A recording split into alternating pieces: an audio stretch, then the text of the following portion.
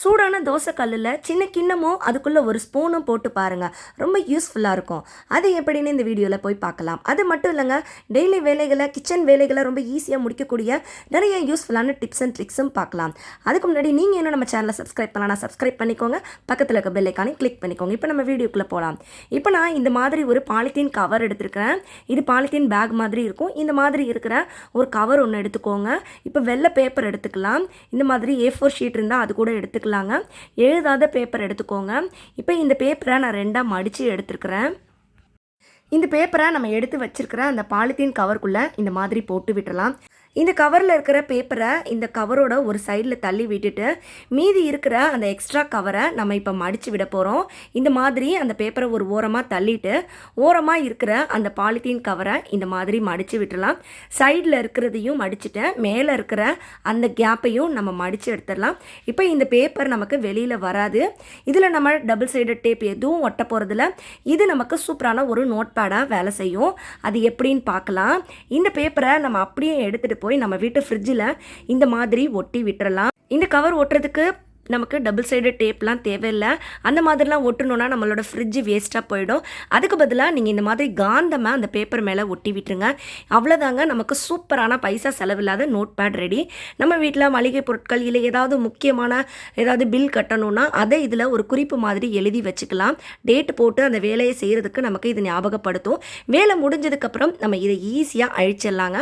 நம்ம இதை அழிக்கிறதுக்கு சும்மா சின்னதாக ஒரு டிஷ்யூ பேப்பர் இருந்தால் போதும். இந்த மாதிரி கூட நீங்கள் பைசா செலவில்லாமல் ஒரு பேப்பரும் பாலித்தீன் கவரும் வச்சு சூப்பராக நோட் பேட் செஞ்சுக்கலாம். இந்த ஐடியா ட்ரை பண்ணி பாருங்கள். இந்த ஐடியா உங்களுக்கு பிடிச்சிருந்தா இந்த வீடியோக்கு லைக் போடாமல் மறந்துடாதீங்க. இப்போ நம்ம அடுத்த டிப் என்னென்னு பார்க்கலாம். இந்த டிப்புக்கு நான் எடுத்துருக்கிறது தோசை தவா. இந்த தோசை தவா நம்ம எப்போல்லாம் தோசை ஊற்றுறோம் இல்லைன்னா சப்பாத்திலாம் சுட்டு முடிக்கிறோமோ அதுக்கப்புறம் இப்படி தாங்க இருக்கும். இதில் நிறைய எண்ணெய் பிசுக்கு இருக்கும். நம்ம இதை அப்படியே எடுத்து ஷெல்ஃபில் வைக்க மாட்டோம். இதில் நம்ம கொஞ்சம் லிக்விட் ஊற்றி நம்ம இதை வாஷ் பண்ணி வைக்கிறதா இருக்கும். இந்த மாதிரி நம்ம தொடர்ந்து வாஷ் பண்ணும்போது தோசை தவா நமக்கு தோசை ஊற்றினா ஒழுங்காக வரவே வராதுங்க. இந்த மாதிரி நீங்கள் தோசை தவாவை க்ளீன் பண்ணி பாருங்கள். நீங்கள் எப்போல்லாம் தோசை ஊற்றுறீங்களோ அப்போல்லாம் தோசை ஈஸியாக வரும். இதுக்கு தேவை ஒரு கிண்ணம் நிறையா குடிக்கிற தண்ணி ஊற்றிக்கோங்க. அந்த தண்ணிக்குள்ளே ஒரு சின்ன ஸ்பூனை போட்டு விட்டுருங்க.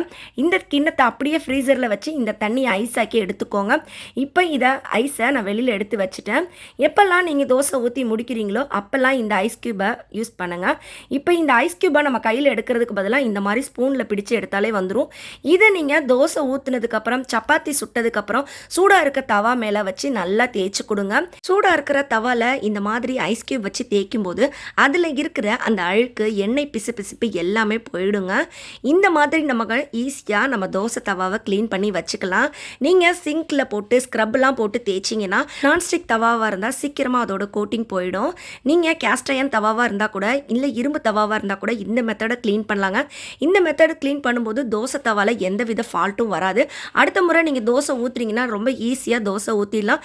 தோசை தவாவும் நமக்கு ரொம்ப க்ளீனாக இருக்கும். இப்போ நீங்களே பாருங்கள், இந்த ஐஸ் க்யூப் வச்சு ரொம்ப ஈஸியாக இந்த தவாவை நான் க்ளீன் பண்ணி எடுத்துட்டேன்.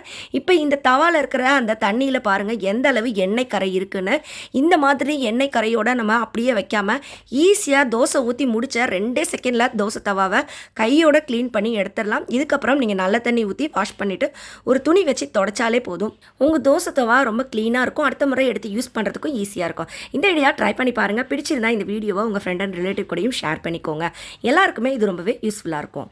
இப்போ நம்ம அடுத்த டிப் என்னென்னு பார்க்கலாம். அடுத்த டிப்புக்கு ஒரு பவுல் எடுத்துக்கலாம். 1 ஸ்பூன் அளவுக்கு கோதுமை மாவு எடுத்திருக்கேன். இந்த கோதுமை மாவு கூட ஒரு 1/4 ஸ்பூன் அளவுக்கு மஞ்சத்தூள் எடுத்துக்கோங்க. இது குழம்புக்கு போடுற மஞ்சத்தூள் தான். இதுக்கு பதிலாக நீங்கள் கஸ்தூரி மஞ்சள் இருந்தால் அது கூட எடுத்துக்கலாம். அடுத்தது ஒரு 1/4 ஸ்பூன் அளவுக்கு தேங்காய் எண்ணெய் எடுத்துக்கோங்க. தேங்காய் எண்ணெயும் இது கூட சேர்த்துட்டு அடுத்தது நம்ம சேர்க்க போகிறது பால் ஆடை இருந்தால் எடுத்துக்கோங்க. அப்படி உங்ககிட்ட பால் ஆடை இல்லை அப்படின்னா ஒரு 2-3 ஸ்பூன் அளவுக்கு பால் சேர்த்துக்கோங்க. இப்போ நான் ஒரு ஸ்பூன் அளவுக்கு பாலாடை சேர்த்துட்டு 2 ஸ்பூன் அளவுக்கு பால் சேர்த்துருக்கேன். பாலுக்கு பதிலாக நீங்கள் ரோஸ் வாட்டர் இருந்தால் அது கூட சேர்த்துக்கலாம். இது நல்லா கலந்து எடுத்துக்கோங்க. இப்போ பனிக்காலம் ஸ்டார்ட் ஆகிடுச்சிங்கிறதுனால நம்மளோட உடம்பு ரொம்ப வறட்சியாக இருக்கும். நம்ம கை காலெல்லாம் அங்கங்கே வெள்ளை வெள்ளையாக திட்டாக இருக்கும். நம்மளோட ஸ்கின் ரொம்ப ட்ரை ஆகுது, வெள்ளை வெள்ளையாக பார்க்க அசிங்கமாக இருக்குதுன்னா அதுக்குன்னு நீங்கள் கடையில் போய் க்ரீம்லாம் வாங்கி யூஸ் பண்ணுறதுக்கு பதிலாக இந்த மாதிரி வீட்லேயே இயற்கையான க்ரீம் செஞ்சு பயன்படுத்திக்கலாம். இந்த மாதிரி செய்யும்போது நம்மளோட உடம்புல இருக்கிற அந்த வறட்சி போய் நம்மளோட ஸ்கின் நல்லா பளபளன்னு இருக்கும். இந்த பேஸ்ட்டை நீங்கள் முகம், கை, கால் கால்னு எந்த இடத்துலனாலும் அப்ளை பண்ணலாம். இதை நீங்கள் தடவிட்டு ஒரு அரை மணி நேரம் கழித்து குளிச்சுக்கோங்க. இது தொடர்ந்து செய்யும்போது நம்ம உடம்புல வறட்சி இருக்காது, உடம்புல அங்கங்கே வெள்ளை வெள்ளையாக திட்டு ஆகாது. அது மட்டும் இல்லை, நம்மளோட உடம்பு நல்லா கலராகவும் ஆகுங்க. கண்டிப்பாக இந்த ஐடியாவையும் ட்ரை பண்ணி பாருங்கள். அடுத்த டிப்புக்கு இந்த மாதிரி செல்லோ டேப் எடுத்திருக்கேன். பொதுவாக செல்லோ டேப் ஒட்டுறதுக்கு முன்னாடி நம்ம இந்த டேப்போட ஸ்டார்டிங் பாயிண்ட்டை தேடிக்கிட்டே இருப்போம். இதை நம்ம தேடாமல் இருக்கிறதுக்கு நிறைய டிப்ஸ் சொல்லியிருக்கோம். இதில் ஊக்கு வைங்க, சின்ன டூத் பிக் வைங்கன்னெலாம் சொல்லியிருப்போம்.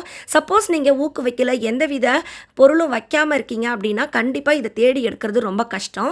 இதை நீங்கள் ஈஸியாக தேடி எடுக்கிறதுக்கு ஒரு பென்சில் எடுத்துக்கோங்க. பென்சில் வச்சு இந்த செல்லோ டேப் ஃபுல்லாக இந்த மாதிரி கிறுக்கி விட்டுக்கோங்க.